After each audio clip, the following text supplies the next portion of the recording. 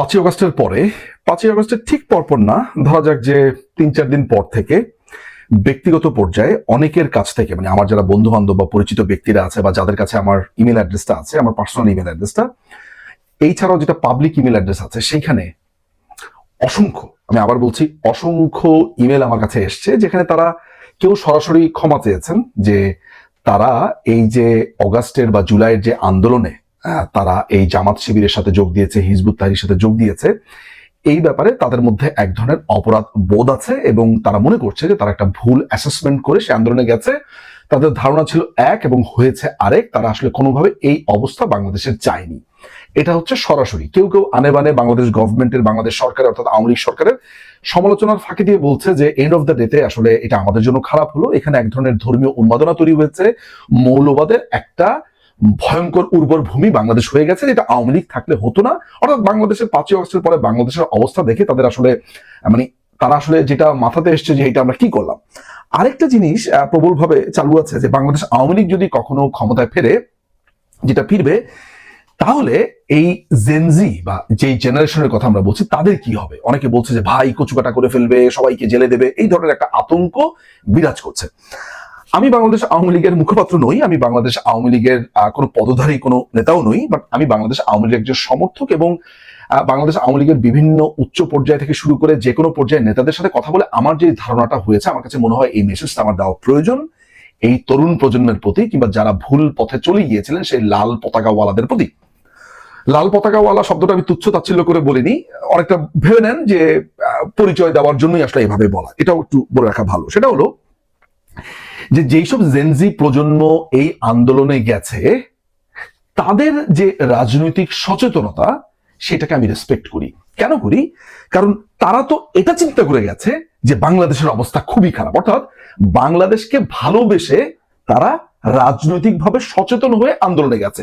এখন এই রাজনীতির পেছনে যে কুটিল রাজনীতি ছিল, জামাত শিবিরের চাল ছিল, হিজবুত তাহরির এজেন্ডা ছিল, এই যে একটা বিশাল ষড়যন্ত্র, এটা নিশ্চয়ই তারা হয়তো বা তাদের এই প্রজ্ঞা বা এই বয়সে তারা বুঝতে পারেনি।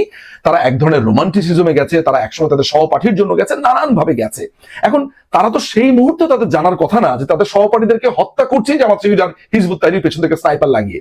ফলে জেনজিদের মধ্যে যে ধারণাটা হয়েছে যে তাদেরকে হয়তো আওয়ামী লীগ গভর্নমেন্ট ক্ষমতায় ফিরলে কচুকাটা করবে, এই কারণে তারা আরো বেশি করে আওয়ামী লীগ বিরোধী হচ্ছে। একটা ব্যাপার জেনজি আপনাদেরকে বা এই প্রজন্ম আপনাদেরকে আমি পরিষ্কার করে বলে দিতে চাই যে বাংলাদেশ আওয়ামী লীগের নেতা কর্মীদের যে ভাবনা অন্তত পক্ষে আমি দেখেছি সেটা খুবই পজিটিভ।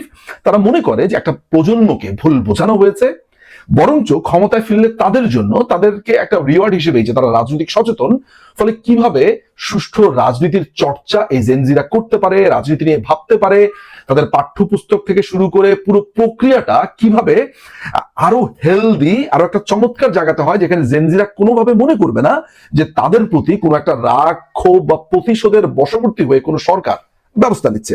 ফলে এই মেসেজটা খুবই পরিষ্কার, বা যারা আপনাদেরকে বলার চেষ্টা করছে সেটা জেনে রাখবেন খুবই মিথ্যা, যে বাংলাদেশ আওয়ামী লীগ ক্ষমতায় ফিরলে আপনাদের উপর প্রতিশোধ নেওয়া হবে। হ্যাঁ, তাদেরকে শাস্তির আওতায় আসতে হবে যারা সংবিধানকে কাটাছেঁড়া করেছে, যারা হত্যা করেছে, খুন করেছে, মানুষের বাড়ি পুড়িয়েছে। এগুলোর সংখ্যা কিন্তু খুবই সীমিত। এটা বাংলাদেশের যে ফৌজদারি অপরাধের আইন আছে, যে প্রক্রিয়া আছে, এটা একটা স্বাভাবিক প্রক্রিয়া। কিন্তু যে অসংখ্য ছেলে মেয়েরা যারা আন্দোলন করেছে, মিছিল করেছে, যারা এই আন্দোলনকে মনে করেছে যে দেশের জন্য করছে, তাদের ব্যাপারে আওয়ামী লীগ অত্যন্ত সচেতন। তারা যাতে এই ধরনের সচেতনতা ভবিষ্যতে আরো চমৎকার ভাবে করতে পারে, দেশ নিয়ে ভাবতে পারে, সেইটা অ্যাকোমোডেট আসলে আওয়ামী লীগই করতে চায়। ফলে জেনজিদের কাছে আমার এই মেসেজটা, এই শর্ট মেসেজটা আমি আসলে এইভাবেই বলতে চাই যে আপনারা যদি মনে করে থাকেন যে বাংলাদেশ আওয়ামী লীগ আপনাদের ব্যাপারে প্রতিশোধ পরায়ণ হবে, বাংলাদেশ আওয়ামী লীগ আপনাদের প্রতি বিরূপ মনোভাব প্রকাশ করবে কখনো ক্ষমতায় গেলে, এটা ভুল ধারণা। কেউ যদি আপনাদেরকে এই ধারণাটা দাও, কেউ যদি আপনাদেরকে এই ধারণাটা দিয়েও থাকে বা দেয়, সেটাও মিথ্যে, মিথ্যে এবং মিথ্যে। এই তরুণ প্রজন্মের প্রতি বাংলাদেশ আওয়ামী লীগের কোনো ক্ষোভ নেই, প্রতিশোধ পরায়ণ স্পৃহা নেই, বরঞ্চ সবাইকে সাথে নিয়ে বাংলাদেশ আওয়ামী লীগ একটা ইনক্লুসিভ রাজনীতি করতে চায়। একজন মানুষ যিনি রাজনীতিকে পছন্দ করেন না, বা একেবারে স্পেসিফিক্যালি যদি তিনি আওয়ামী লীগের রাজনীতি পছন্দ করেন না, তিনি বঙ্গবন্ধুকে পছন্দ করেন, তার দাঁড়াবার জায়গা আওয়ামী লীগ। যিনি ভিন্ন সেক্সুয়াল ওরিয়েন্টেশনের, তার দাঁড়াবার জায়গা আওয়ামী লীগ। যিনি আওয়ামী লীগকে পছন্দ করে না কিন্তু বঙ্গবন্ধু মুক্তিযুদ্ধকে পছন্দ করেন, তার দাঁড়াবার জায়গা আওয়ামী লীগ। যিনি মনে করেন যে ভিন্ন মতকে তিনি প্রকাশ করতে চান, যিনি মনে করেন যে আওয়ামী লীগের বিরুদ্ধে দাঁড়িয়ে বিরুদ্ধ স্রোতে তিনি কথা বলতে চান কিন্তু তিনি মননশীলতার পক্ষে আছেন, তার দাঁড়াবার জায়গা আওয়ামী লীগ। অর্থাৎ বাংলাদেশ আওয়ামী লীগ একটা বড় আমব্রেলা, যেটার নিচে আপনি ভিন্ন মতাবলম্বীকে ঠাঁই দিতে পারেন। এজন্যই আহমদ সফা বলে গেছেন যে আওয়ামী লীগ যখন জেতে তখন সে একা জেতে, যখন সে হারে তখন সকলকে নিয়ে হারে।